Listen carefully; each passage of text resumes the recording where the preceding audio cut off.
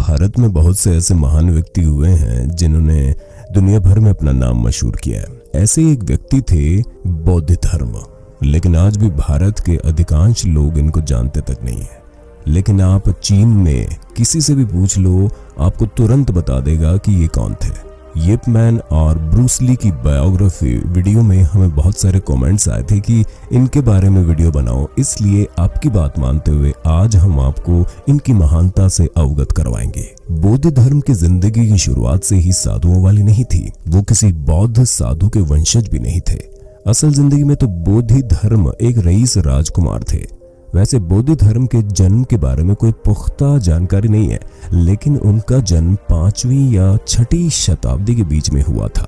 इतिहासकारों के मुताबिक बौद्ध धर्म का जन्म दक्षिण भारत में पल्लव राज्य के एक शाही परिवार में हुआ था, जो कि कांचीपुरम के एक धनी राजा थे।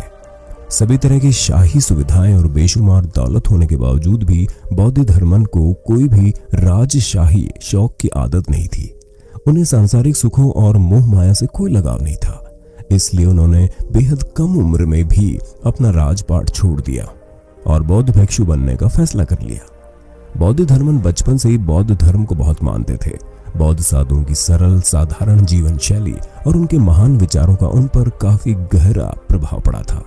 महज 7 साल की छोटी सी उम्र में ही वे अपने अलौकिक ज्ञान की शक्ति लोगों को दिखाने लगे थे।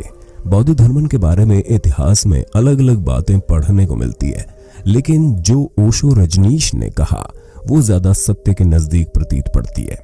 बचपन से ही बौद्ध धर्मन को सांस लेने में परेशानी थी। उससे निजात पाने के लिए बौद्ध धर्मन ने योग विद्या का सहारा लिया ताकि सांस की परेशानी से उनको आराम मिल सके। यही नहीं, उन्होंने अपने जीवन के शुरुआती दिनों में लड़ने की भी कला सीखी और इसमें वह निपुण भी हो गए थे।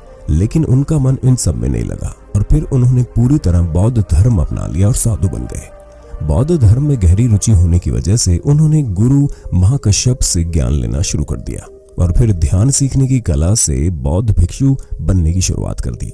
इसके बाद राजशाही जीवन त्याग कर उन्होंने अपने गुरु के साथ ही बौद्ध भिक्षुओं की तरह एक साधारण मठ में रहना शुरू कर दिया, जहां वे एक साधारण बौद्ध भिक्षु की तरह सरल जीवन यापन करने लगे और गौतम बुद्ध के बताए गए उपदेशों का अनुसरण करने लगे। वही बौद्ध भिक्षु बनने से पहले उनका नाम बोधितारा था, जिसे बदलकर उन्होंने बौद्ध धर्म कर लिया। बौद्ध धर्म महज 22 साल की उम्र में पूर्णतः ज्ञानी हो गए थे। उन्होंने अपने गुरु के मार्गदर्शन से पूरे भारत में बौद्ध धर्म की शिक्षाओं का प्रचार प्रसार करना शुरू कर दिया। इसके बाद बौद्ध धर्म को महात्मा गौतम बुद्ध की चलाई जा रही परंपरा का 28वां आचार्य बना दिया गया। उनके गुरु महाकश्यप की मृत्यु के बाद बौद्ध धर्मन ने मठ को छोड़ दिया था और फिर गुरु की इच्छा को पूरा करने के लिए वे बौद्ध धर्म के प्रचार के लिए चीन चले गए, जहां उन्होंने महात्मा बुद्ध के उपदेश और उनकी महान शिक्षाओं का जमकर प्रचार प्रसार किया। इसके साथ ही उन्होंने चीन में न सिर्फ बौद्ध धर्म की नींव रखी, बल्कि मार्शल आर्ट्स को भी इजाद किया। कलरी पाइट को दुनिया की सबसे पुरानी मार्शल आर्ट तकनीक मानते हैं। इस कला की उत्पत्ति दक्षिण भारत के केरल में हुई। ये विश्व की पुरानी युद्ध कलाओं में से एक है। ये कला सिर्फ व्यायाम और शारीरिक चुस्ती फुर्ती तक ही सीमित नहीं है, बल्कि एक जीवन शैली बताई जाती है। ये सीखने वाले व्यक्ति को न सिर्फ एक प्रबल योद्धा बनाती है, बल्कि इसके जरिए लोग चिकित्सा की कला भी सीख लेते हैं। ये विद्या आज भिन्न भिन्न देशों में मार्शल आर्ट के नाम से जानी जाती है, लेकिन इस आर्ट समय के साथ अपनी कई शाखाएं बना ली, जिसमें से एक है कुंग फू। लेकिन ये विद्या भारत में होते हुए चीन जापान देशों में कैसे पहुंची? दरअसल यदि इतिहास के पन्नों को खंगाल कर देखा जाए तो ऐसे तथ्य मिलते हैं जो हैरान करने वाले हैं। बौद्ध धर्म चीन